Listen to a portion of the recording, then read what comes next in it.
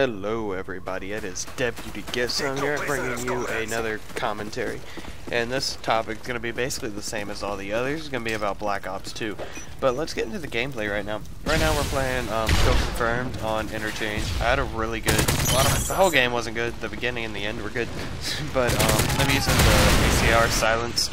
I'm running what's it called, Specialist Kill Streaks, and I found that they work out really good, especially with Hardline. But anyways, let's get into what I want to talk about, which is Call of Duty Black Ops 2. Now there's been a lot of controversy about how the game's future is going to be because of it being opened up to futuristic type warfare. Now, first of all, the stuff that's in this game isn't over the top. It's not Halo-ish as a lot of people have considered it. It's really, everything that's in the game is made now. And they've done research about it, and they've met up with people who are into futuristic warfare and who are designing the future of warfare. And this is what they predicted that war will be like in 2025. So it's completely accurate. They've done their homework, and this is what it's supposed to be. So hopefully they did do it right, and hopefully that it all does work. I'm glad that they are changing it up, though, because for the longest time, Call of Duty has been, you get just standard stuff. You always have the same guns, the same perks, the same everything. Now opening it up to the future, you get new stuff. You actually incorporate vehicles and drones and everything, which they did in Modern Warfare 3 with the assault drone, but it's not popular. I've been killed once by it, and I play Modern Warfare 3 on a fairly regular basis. Watch this, wait, boom. I love that knife. Alright, so I think that the futuristic setting for Black Ops 2 will definitely help out the series, which a lot of people think it'll hinder it, but I don't know. We'll have to wait and see. Now, something else I want to talk about is Treyarch in general. Treyarch has been handed the reins as far as I'm concerned, as far as making Call of Duty. For the longest time, it's all been Infinity Ward. Infinity Ward games have always been better than Treyarch's games. Consider Call of Duty 3 and World at War. This game sucked. I absolutely hated World at War. I hated Call of Duty 3. There was nothing good about it. But you take games like Call of Duty 2. Call of Duty 2 was a hit. It rocked. I absolutely loved that game. That's what got me into first-person shooters. And then there was Call of Duty 4, which I absolutely loved. And then I got into Modern Warfare 2, and I mean, it was always Infinity Ward.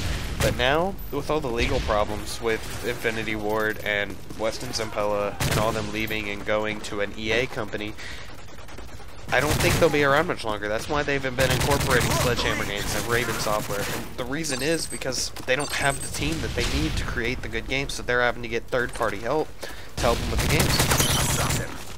Now, one thing that is promising for the future of Infinity Ward is they have posted a job listing. They need someone who can work on hyper-realistic gameplay and work for the next generation of consoles.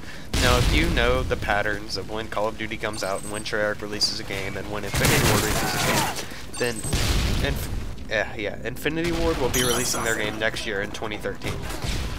Now, they're looking for someone who's working on hyper-realistic gameplay and on gameplay for next-generation consoles. That basically, for me, that's a huge hint that the next generation of Xbox will be coming out in 2013, because they're looking for someone to work on that game that's coming out in 2013. So, of course, that's what it leads me to believe. So, hopefully we'll be seeing an Xbox 720, because, honestly, our systems do need updated. That's why I'm actually looking at gaming PCs now, because I'm tired of how far behind the consoles are at the graphics, at the load time. Everything's just, I think it's really pathetic how consoles are. So hopefully we will see the 720, and that's just a future prediction from that. But anyway, let's get back to Black Ops 2. They're completely revolutionizing everything.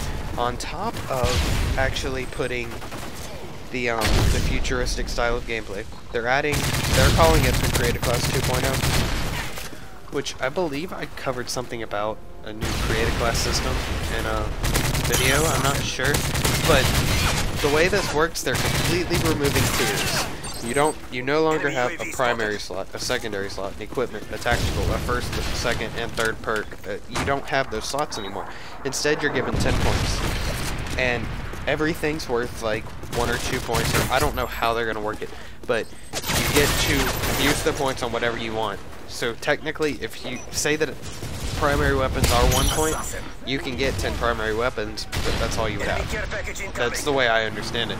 On the other side, you could have 10 perks and start off with a knife, but I mean, you get 1 knife kill and you have someone's gun, then you're set because you have all those perks. So I don't know if it would really be overpowered. I mean, they did incorporate the specialist kill streaks, which is what I'm running now, and whenever you do get all the kill streaks, I don't think it's that overpowered.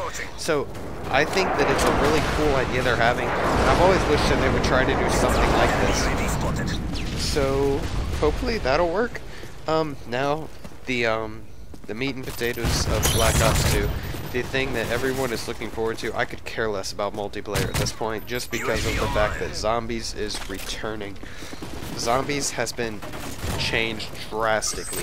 They're completely taking a hold of this amazing foundation they have with Nazi zombies, and they're expanding it in so many ways. Now they're actually they're putting it on a multiplayer server. Now this means so many things. The first thing that makes me absolutely thrilled about Zombies with Black Ops 2 is that they're adding, because it's on the multiplayer server, you can now do host migrations, which the host migrations make it so that whenever you're in a game, if the host has to leave, your game's not over, which I hated, because that happens all the time. Even if the host just lags out and it's not their fault, it still gets really annoying when you're in the middle of a game and you have to leave because the host decided to quit. That right there makes Zombies so much more appealing to me, because it doesn't matter if one of the people lag out, you can still continue the game on. Now, also it allows more people in the game. So, rumors are, which they haven't officially announced anything with Zombies for the most part, but rumors are that you can now have up to 8 people in a Zombies game. Now, I don't know if that is, because they are adding a team-based zombie game too, where there are 2 teams, and you fight, and you see who can get the most points, or who can survive the longest, and you do it that way. I don't know if it means 4 on each team, or if you can do like regular survival round zombies with 8 people. I think that'd be really interesting to see how they could balance it out and not make the zombies like too hard for anyone to kill, but also make it challenging enough for 8 people. We would have to wait and see how they would do with this. And another thing that's making a return is wager matches.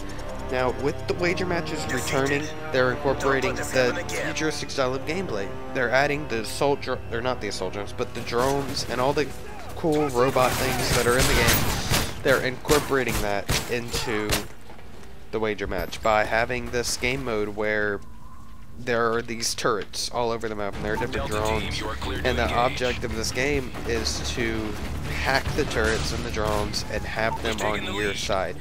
Make it so that they kill the enemies for you, and that's how you win. I think you have from what I understand, you have either a knife or a pistol in this game. You don't have weapons that are really good that you can kill and rely on those to win the game for you. You have to hack the stuff, and I think that's a really cool concept. I've never thought about them actually doing that, but I like the idea. We'll see how it goes. And then also combat training is returning. I had so much fun on combat training. I mean, I'd get on there and all the time just get 100 kill streaks, and it was fun, it was relaxing, you could do it with a bunch of friends, and it worked out really well. I was really upset to see that it didn't return in Modern Warfare 3, but it is in Black Ops 2. They have officially confirmed that, and I think it's going to be awesome. They're improving the AIs, because I know in Black Ops, the AIs sucked. I mean, they'd walk around staring at the floor, and the only difference in difficulty was the amount of time it took them to shoot at you. Once they shot at you, you were dead. There was no matter what difficulty they were on, if they shot at you, you were done. There was nothing you can do about it. But, yeah, I'm just glad that's returning. So, guys, do me a favor. If you could, like the video, subscribe would be awesome. My channel hasn't been very successful, as you can tell, but I'm doing videos just when I feel like it, whenever I think, because I find it just fun to do. And but having support would be awesome. So if you could like the video, subscribe, and please enjoy the rest of the gameplay. Thanks, guys. Peace.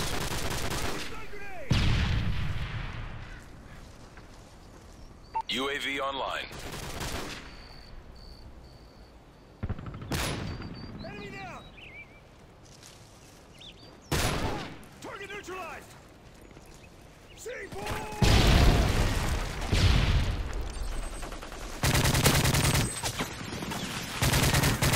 Specialist bonus achieved.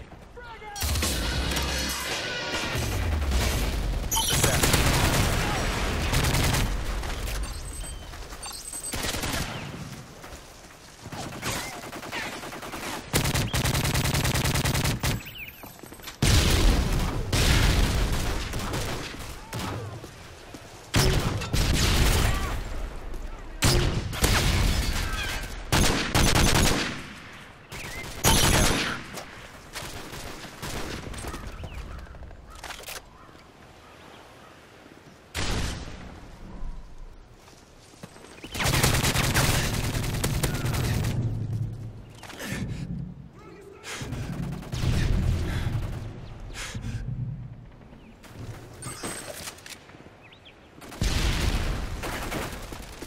Friendly EMP detonated. Their electronics are offline.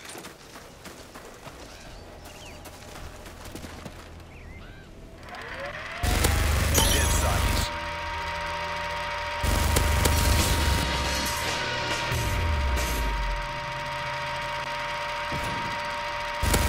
Specialist bonus achieved.